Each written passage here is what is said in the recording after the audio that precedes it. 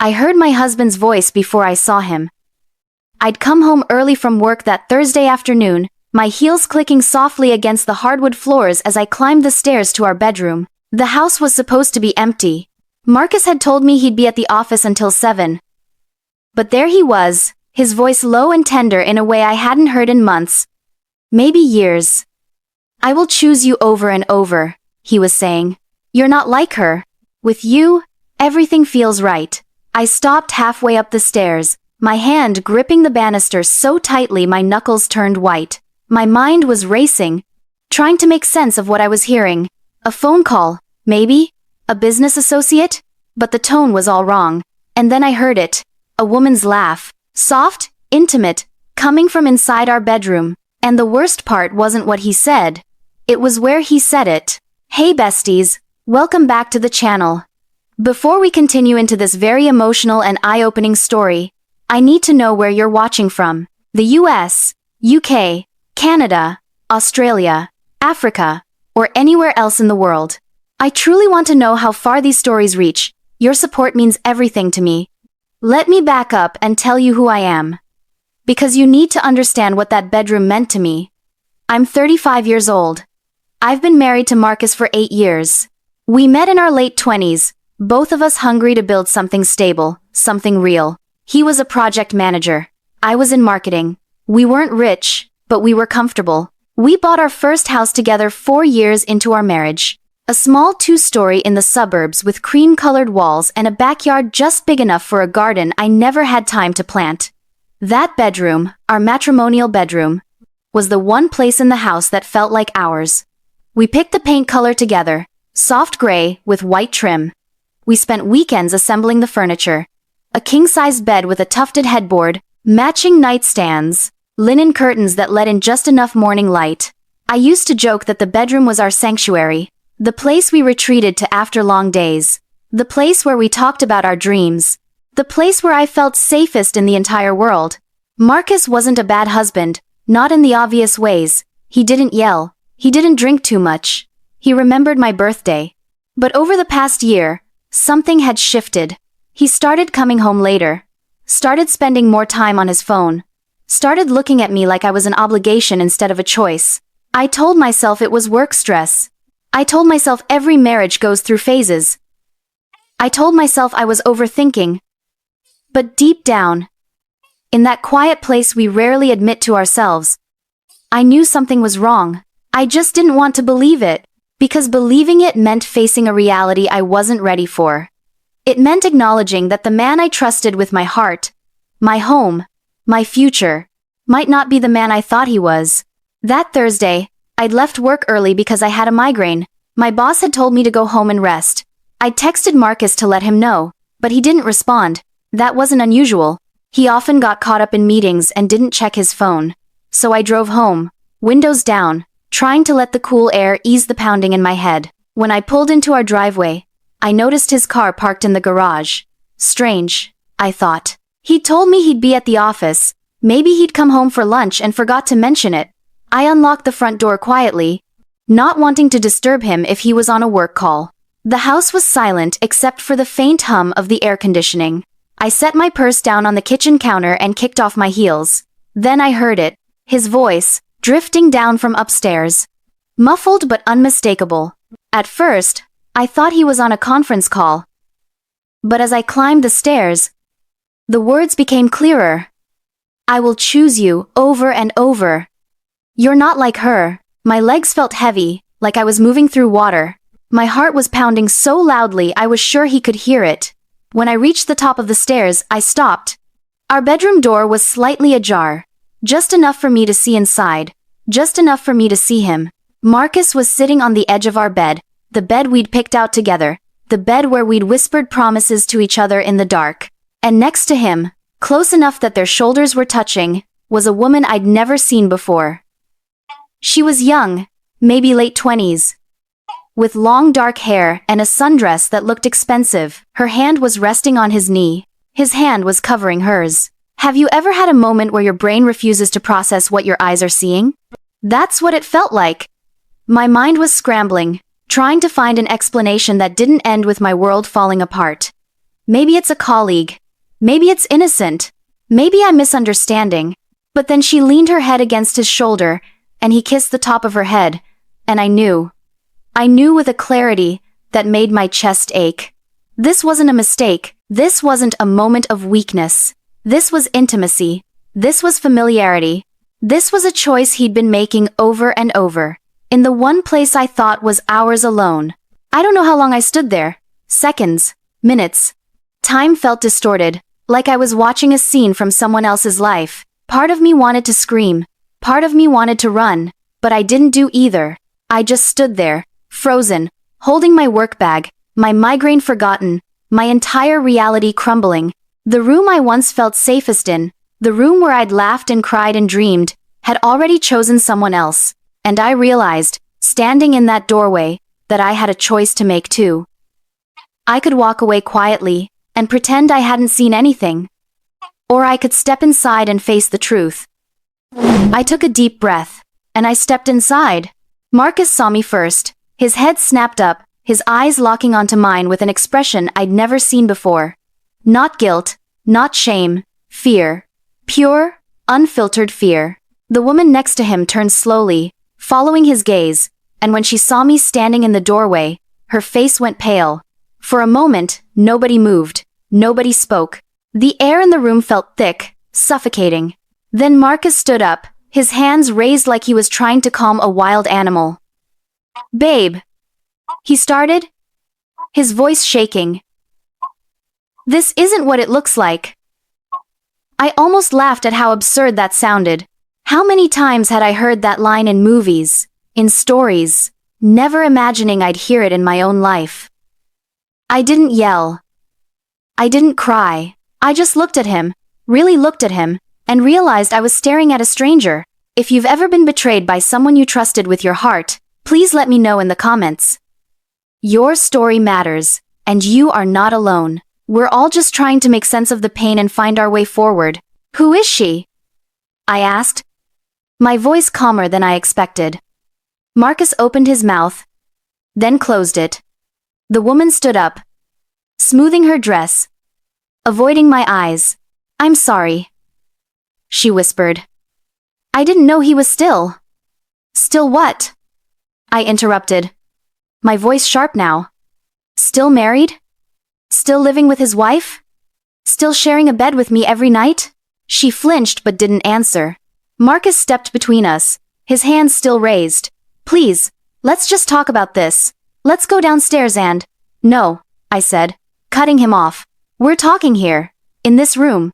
Since you clearly felt comfortable enough to bring her here." He ran a hand through his hair, a nervous habit I'd always found endearing. Now it just made me angry. "How long?" I asked. "How long has this been going on?" He hesitated. 6 months. 6 months. I repeated the words slowly, letting them sink in. 6 months of lies. 6 months of him coming home and kissing me goodnight while smelling like her perfume. 6 months of him telling me he loved me while choosing someone else. I looked at the woman again. She was crying now, mascara running down her cheeks. I felt nothing for her. No anger, no jealousy, just a cold, detached curiosity. "Did you know about me?" I asked. She nodded. "He told me he was going to leave you. That you didn't understand him. That the marriage was over in everything but name." I turned back to Marcus. "Is that what you told her? That I don't understand you?" He looked at the floor. I was confused. "I didn't know how to end things with you. So I just what?" I pressed. "Just started a whole new relationship while keeping me around as backup?" He didn't answer. He didn't need to. The answer was written all over his face. "I will choose you over and over." That's what he'd told her. Those words echoed in my mind, and suddenly I understood. He hadn't chosen her over me because she was better, or more exciting, or more understanding. He'd chosen her because it was easier. Because she didn't know him well enough to call out his flaws. Because starting something new felt like an escape from the hard work of maintaining something real. I could have screamed. I could have thrown things. I could have done all the dramatic, explosive things you see in movies, but I didn't. Because somewhere in the chaos of that moment, something inside me shifted. I looked around the room, at the bed we'd shared, at the life we'd built, and I realized something profound. This wasn't my loss. This was my release. I'm leaving, I said quietly. Marcus's head shot up. What? You heard me. I'm leaving. You can have the room. You can have the house. You can have whatever fantasy you've been building. But you don't get to have me anymore. He took a step forward. Please. We can work this out. We can go to therapy. I can fix this. I shook my head. You can't fix what you deliberately broke, Marcus. And I'm not going to stand here and beg you to choose me. Because I'm choosing myself. The woman, still crying, looked at me with something that might have been pity. I didn't want it. I didn't want anything from either of them. I turned and walked out of the room, down the stairs, and out the front door. My hands were shaking as I got into my car. My chest felt tight, like I couldn't get enough air. But underneath the pain, underneath the betrayal, there was something else. Relief. For months, I'd felt like something was wrong. Like I was losing my mind, trying to hold on to a marriage that was already gone. Now I knew. And knowing, as painful as it was, set me free. I drove to my best friend's house and told her everything. She held me while I cried, not because I wanted Marcus back, but because I was mourning the version of him I thought I knew. Over the next few weeks, I moved into my own apartment, filed for divorce, started therapy. Some days were harder than others. Some nights I lay awake wondering if I could have done something differently. If I could have fought harder, loved better, been enough. But then I'd remember his words. I will choose you over and over. And I'd realize he'd made his choice long before I walked into that room. The only choice I had control over was my own. It's been 6 months now. I heard through mutual friends that Marcus and that woman didn't last. Apparently, once the thrill of the affair wore off and reality set in, they had nothing left. Part of me felt vindicated. But mostly, I just felt indifferent. Because I'd learned something crucial in those 6 months. Some betrayals don't break you. They introduce you to the version of yourself that finally stops begging to be chosen. I don't hate Marcus anymore. I don't love him either. I'm just grateful he showed me who he really was before I wasted any more years wondering why I never felt like enough. Because the truth is, I was always enough. He just wasn't capable of seeing it. And that was never my failure. It was his. The first week after I left was the hardest. Not because I missed Marcus, but because I missed the life I thought I had. I'd wake up in my friend's guest room, disoriented, reaching for the familiar warmth of a body that wasn't there anymore. Then reality would crash back in, heavy and suffocating. He chose someone else, in our bed. In our home. The home we'd built together with promises that now felt like lies written in disappearing ink. My friend Sarah would bring me coffee in the mornings, sit with me while I stared at nothing, and never once tell me it would be okay. She knew better. She knew that some wounds don't heal with platitudes. They heal with time and silence, and the slow, painful work of rebuilding yourself from the inside out. I didn't tell many people at first, just Sarah and my sister. I wasn't ready for the questions, the pity, the well-meaning advice that would inevitably come. How are you holding up? Are you okay?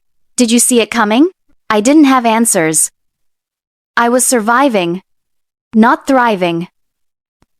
I was putting one foot in front of the other. Because that's what you do when your world falls apart. You keep moving.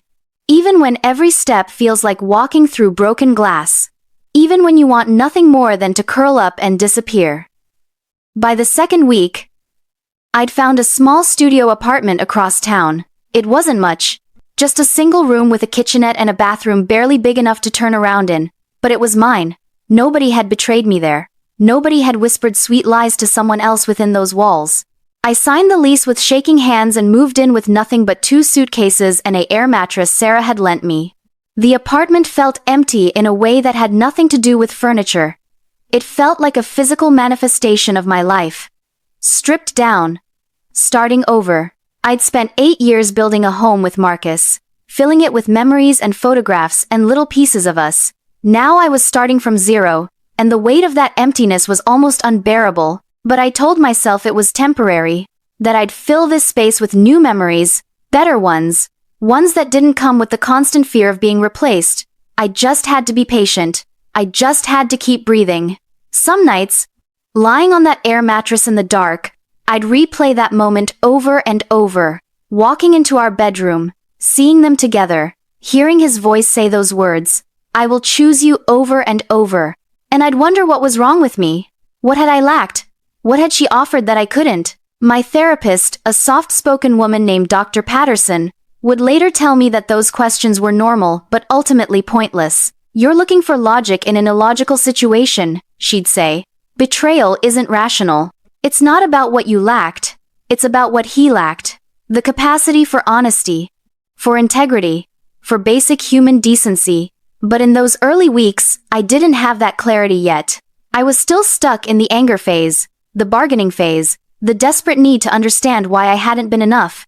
I went through our entire relationship in my mind, searching for clues I'd missed. The late nights he blamed on work, the phone calls he'd taken another room, the way he'd started showering as soon as he got home, washing away evidence I was too trusting to look for. Have you ever trusted someone so completely that the idea of them betraying you felt impossible? That was me with Marcus. I'd given him my whole heart, believing he'd keep it safe, and he'd handed it to someone else without a second thought. The divorce papers came 3 weeks after I left. Marcus's lawyer had drafted them quickly, probably eager to move things along before I changed my mind or asked for more than I was entitled to. I sat at Sarah's kitchen table, staring at the stack of documents, my hands trembling. This is it, I thought. This is the official end. 8 years, reduced to legal terminology and property division. I signed my name on every page, my signature shaky but determined. I wasn't going to fight him for the house, or the furniture, or any of the things we'd accumulated together. I didn't want them. They were contaminated now, tainted by his betrayal. I just wanted out. I just wanted to be free. A month after I moved into my studio apartment, I finally told my parents. I'd been avoiding their calls, sending brief texts saying I was busy with work, not ready to hear the disappointment in their voices. My mother had loved Marcus. She'd called him the son she never had. My father had respected him, trusted him with his daughter's happiness. Telling them felt like admitting I'd failed, like I'd somehow been complicit in my own heartbreak by not seeing it coming. But I couldn't keep hiding forever. So I drove to their house one Saturday afternoon and told them everything. My mother cried. My father sat in silence, his jaw clenched, his hands gripping the arms of his chair. When I finished, he looked at me with eyes full of rage and said, "He's a coward, and you're better off without him." I nodded, tears streaming down my face, and for the first time since that horrible Thursday, I believed him. The hardest part wasn't the big moments, it was the small ones. The muscle memory of reaching for my phone to text Marcus something funny, the instinct to cook dinner for two, the emptiness of sleeping alone after years of sharing a bed. I'd catch myself starting to tell him about my day before remembering he wasn't mine to tell anymore. Those moments felt like tiny deaths, little reminders that the life I'd known was gone and never coming back. But slowly, painfully, I started to adjust.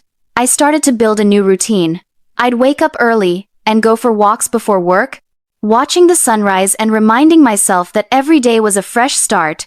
I'd come home to my tiny apartment and cook simple meals for one, learning to enjoy my own company.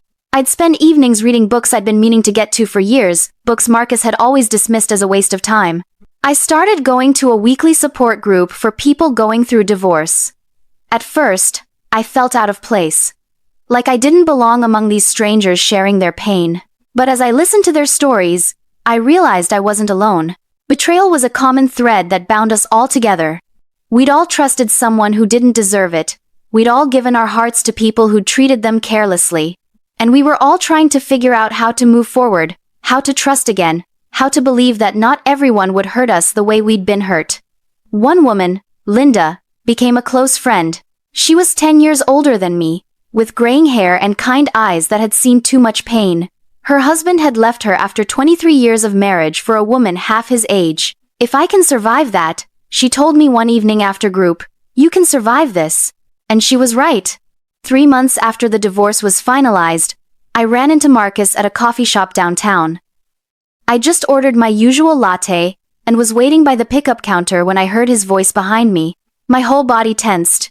I hadn't seen him since that day I'd walked out. Hadn't heard his voice except through lawyers. I turned slowly, and there he was, looking older somehow, tired. He was alone. No girlfriend in sight. For a moment, we just stared at each other, the weight of everything unsaid hanging between us. Then he spoke. "Can we talk?" he asked, his voice hesitant. I wanted to say no. I wanted to grab my coffee and leave without giving him another second of my time. But something in his expression stopped me. He looked broken. Lost.